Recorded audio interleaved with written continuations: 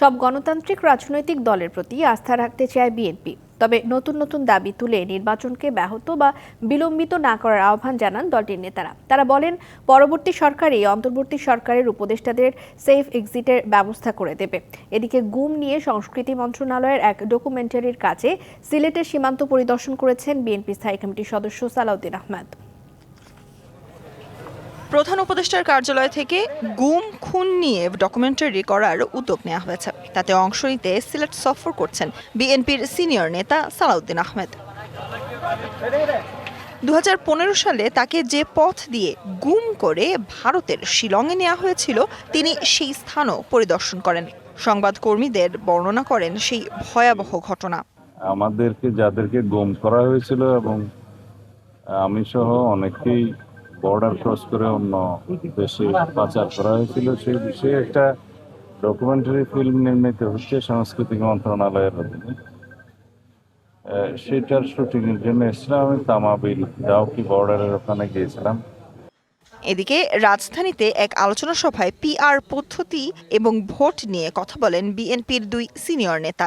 বর্তমান সংবিধানের ভিত্তিতে সরকার চলে, অন্তর্বর্তী সরকার চলে, তাহলে আমাদের গণতান্ত্রিক অর্ডারকে যদি ফিরিয়ে আনতে হয় এবং পরবর্তীতে পরিবর্তন করতে হয়, প্রথম দায়িত্ব হচ্ছে আমাদের বর্তমান সংবিধানের আওতায় নির্বাচন করে গণতান্ত্রিক অর্ডারে আমরা আসতে হবে আগে।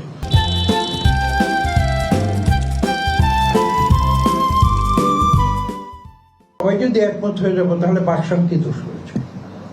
বাকশালে তো সবাই একমত হওয়ার কথাই বলতো।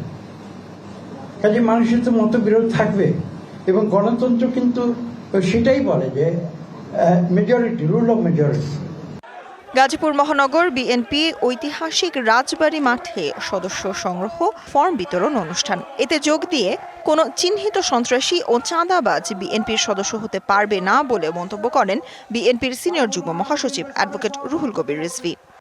যারা সমাজ বিরোধী, যারা নানা ধরনের অপকর্মে যুক্ত, যারা জনগণের কাছে ভীতির সঞ্চার করে, এরা বিএনপির সদস্য হতে পারবে না। কোন দুর্নীতিবাজ বিএনপির সদস্য হতে পারবে না।